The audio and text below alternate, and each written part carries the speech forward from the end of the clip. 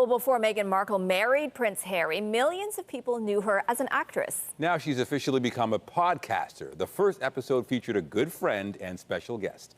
CTV's Andrea Case listened to the debut episode and joins us now with the details.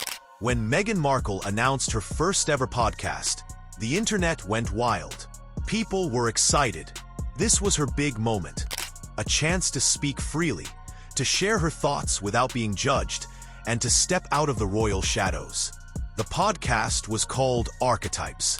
The idea behind it? To talk about the labels that hold women back. Since the Duchess was an 11-year-old child, she spoke out in defense of women, and she continues to do so in a candid and opinionated podcast. Meghan said she wanted to tear them down, one by one. She promised honest conversations, powerful guests, and personal stories. With a multi-million-dollar Spotify deal and all eyes watching, this podcast was more than just audio. It was a statement. Meghan was ready to tell her story, her way. And in her first episode, she brought in her good friend Serena Williams, one of the most famous athletes in the world. Meghan Markle has been accused of exaggerating on her new podcast, Archetypes. On episode 1, the Duchess of Sussex told her friend Serena Williams, everything seemed perfect. The audio was polished, the message was deep, and the press gave it full support. But just a few days later, everything changed. People began whispering. Why is this podcast all about her? Meghan's voice dominated the show. In her first ever podcast interview, Meghan Markle has revealed she sends secret late-night emails to Archie and Lilibet. Isn't that adorable, Carlos? She wants them to read it when they grow up. Even Serena, the guest, barely had space to speak. And then, out of nowhere, Trevor Noah stepped in, with a smile on his face and fire in his words. Trevor Noah isn't the kind of person who jumps into royal gossip. He's smart, funny, and respected all over the world. So when he brought up Meghan's podcast on live TV, everyone thought he might praise it. But Trevor had other plans. On The Daily Show, he mentioned how Meghan's podcast was being promoted everywhere, like it was the most important show of the year. Then, with his usual calm and funny tone, he said, "So Meghan finally has a podcast. And guess what? It's all about Meghan." The audience laughed. But Trevor wasn't done. He played a short clip of the podcast. Meghan talking about her own childhood, her own struggles, her own voice. After the clip ended, Trevor paused, smiled again, and said, "Wow, I was hoping to hear Serena Williams. But I guess Meghan is the guest and the host." Boom. The crowd lost it. Laughter filled the room. And just like that, Trevor Noah had done what no critic or tabloid could. He didn't scream. He didn't insult.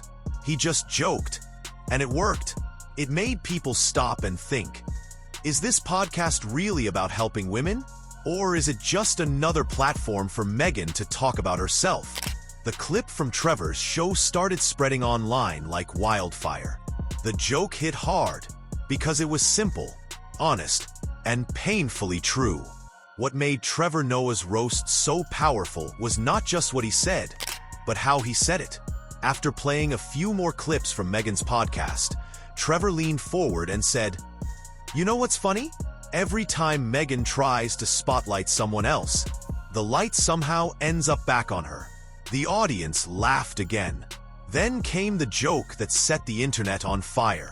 Trevor looked straight into the camera and said, "If this podcast was a movie, Meghan would be playing every role. Host, guest, narrator, and probably the editor too." Okay, while it's not clear how many episodes of Archetypes there will be, but Markle's already secured her next guest, Grammy-winning singer, songwriter, and butterfly Mariah Carey, as well as actress Mindy Kaling and Nigerian-American comedian Ziwi Fumodo. The British royal family. They're like the Kardashians with an occasional beheading.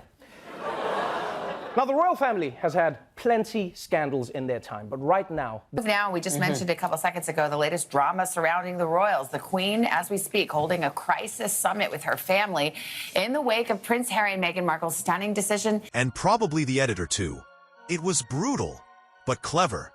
He didn't scream or get mean. He just pointed out what people had started noticing. Meghan's podcast was supposed to be about others, but it kept circling back to her. And that one joke? It was clipped, posted, and shared across TikTok, Instagram, YouTube Shorts, and Twitter within minutes. People were laughing, not because they hated Meghan, but because the joke said what many didn't want to admit out loud. And that's what made it so effective. Trevor didn't need to insult her. He just used humor to expose something that didn't feel right. By the next morning, Trevor's roast had gone viral. The internet couldn't stop talking about it. TikTokers were reacting to it. Instagram pages shared memes. Last week, Prince Harry and Meghan Markle announced that they're no longer going to be on the family phone plan anymore. And so today, the Queen called everyone together for an emergency royal summit. Yes, the Queen summoned everyone to a private meeting at her royal country house, and everyone attended except Meghan Markle, who conference called in. And I'll be honest, I don't blame. Reddit threads broke down every word he said. One tweet read, "Trevor Noah just said in 10 seconds what we all felt after 30 minutes of Meghan's podcast." People started mocking the podcast format too. One user joked, "Welcome to Meghan's podcast, where the guests are background noise." And while some fans of Meghan rushed in to defend her, they were quickly outnumbered. The humor had landed. People weren't being cruel. They were amused. And once the public starts laughing at you instead of with you, things get serious. Even Meghan supporters began admitting the obvious. The podcast felt too rehearsed, too safe, too focused on making Meghan look good. Meanwhile, Trevor Noah didn't say another word about it. He didn't need to. The internet was doing the talking for him. His roast had become the headline, not the podcast. And Meghan? For once, she didn't control the conversation. After Trevor Noah's jokes spread all over the internet, Meghan's team moved quickly. We all know. We've all seen it. We've all seen Get Out. We know how this shit ends. But this shows you some of what Meghan was up against, right? To her critics, you've got to understand, Meghan was everything people didn't want in the royal family. She's black. She's from the middle class. They weren't going to let this go without a fight. Behind the scenes, they began reaching out to news outlets and media friends, trying to shift the story. Some articles started to appear, saying Trevor crossed the line, and that his comments were unfair to a woman simply using her voice. They called his jokes tone-deaf, and said Meghan was being targeted again, just like she was by the British tabloids. But this time, people weren't buying it. You see, Trevor's roast wasn't hateful. It was clever. It didn't attack Meghan's past or her family. It simply poked fun at the podcast itself. And people had already noticed the same thing. So when her team tried to paint Trevor as the villain, the public pushed back. Even some longtime Meghan supporters online wrote things like, "I love Meghan, but this podcast was more about her than her guest." Another said, "If she can't take a joke from Trevor Noah, maybe she's not ready for honest feedback." It was clear. The damage was done. Meghan's team was trying hard to regain control, but it was too late. The clip had gone viral. The jokes had landed, and the public had already moved on, from outrage to entertainment. And by the way, how gangster is it that the Queen is 93 years old and still driving herself? Huh? That is so dope. 93 years old. She's in a Range Rover like she's in a hip-hop video from the 90s. First of all, she said the American version of The Office is way better. And the biggest culprit of the Meghan criticism has been the British tabloid press. At first, people laughed, but then came the deeper thoughts. After all the jokes and memes, the internet started asking bigger questions. What was the real point of Meghan's podcast? Was it about lifting women's voices? Or was it just another way to talk about her own experiences? The name of the podcast, Archetypes, promised to explore the labels women face. But in reality, most episodes kept circling back to Meghan's personal story. Her pain, her voice, her truth. Even in the first episode with Serena Williams, Meghan spoke more than her guest. Serena, a living legend, ended up being the quiet one. Trevor Noah's joke wasn't just a funny line. It helped people see the issue. It pulled back the curtain, and once people started re-listening, they noticed what they had missed the first time. Meghan had turned a podcast about others into a show about herself. And in a world where audiences crave real, raw, and honest conversations, the podcast felt too scripted, too polished, too focused on making Meghan look thoughtful instead of actually being thoughtful. The big question everyone's asking right now is, why? Why would Harry and Meghan want out of a life that so many people dream of having? I mean, just look at a few of these stories. It went viral this weekend, like how they covered Meghan in comparison to Kate Middleton. Right? Direct stories. This wasn't about hate. It was about trust. And Trevor's roast exposed that Meghan might be losing it. Now the conversation shifted from laughter to something deeper. People started asking, is Meghan really being authentic, or is she just performing? The podcast had all the signs of a well-made show. Great sound, emotional music, professional editing. But something didn't sit right. It felt more like a presentation than a real conversation. And that's where Trevor Noah's roast hit hardest. When Trevor joked that Meghan was the host, guest, and narrator, he wasn't just being funny. He was highlighting what so many people had felt. That the podcast was more about controlling an image than sharing real moments. Even casual listeners noticed how every story seemed to loop back to Meghan's personal journey. For Harry and Meghan in particular, the reality of being a royal couple has been far from a fairy tale. Just a few months into their relationship, British tabloids descended on them with tenderly cradles her baby bump. But when Meghan did the exact same thing, the headline was, "Why can't Meghan Markle keep her hands off her bump? Is it pride, vanity, acting?" The press did this with everything. When Kate was pregnant, the show wasn't messy or spontaneous. It was too perfect, too polished. And in today's world, perfect often feels fake. People don't want actors. They want real voices. They want people who speak honestly, not just carefully. That's why Trevor's roast worked. He used humor to point out that what was missing from the podcast wasn't sound quality. It was sincerity. What made Trevor's roast so unforgettable wasn't just the joke. It was the truth behind it. Comedy has a strange power. It can break through walls faster than serious debate. People might argue with facts, but they rarely argue with a laugh that hits too close to home. Trevor didn't drag Meghan through the mud.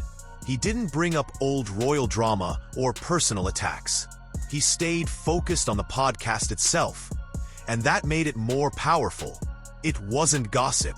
That she was eating avocados for her morning sickness cure. But then when Meghan ate them, suddenly Meghan's beloved avocados were linked to human rights abuse and droughts. Harry and Meghan would want to step away from all of this hate in the UK. But now, everyone is wondering what they'll do to support themselves without any of that royal cash. Well, good news. It was commentary. In just a few minutes, Trevor did what PR experts and media analysts had been dancing around for weeks. He got to the heart of the issue.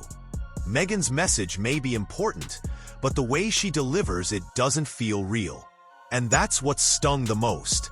Because once people start laughing at you, they stop listening to you. That's the danger of losing trust. It's not about being right or wrong. It's about being believable. And Trevor, with just one joke, shifted how millions of people viewed Meghan's podcast.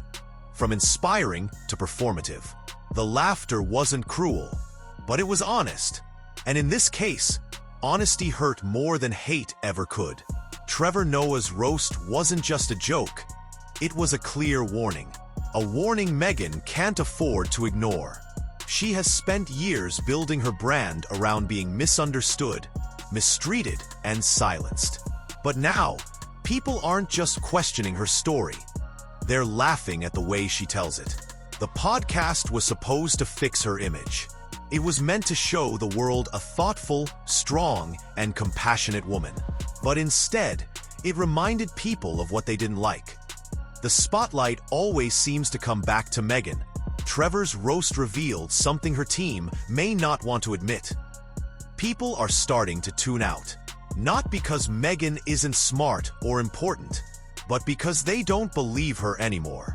The storytelling feels too controlled, too perfect, too focused on her. And that's a serious problem in today's media world. Because now, people don't just want content, they want connection.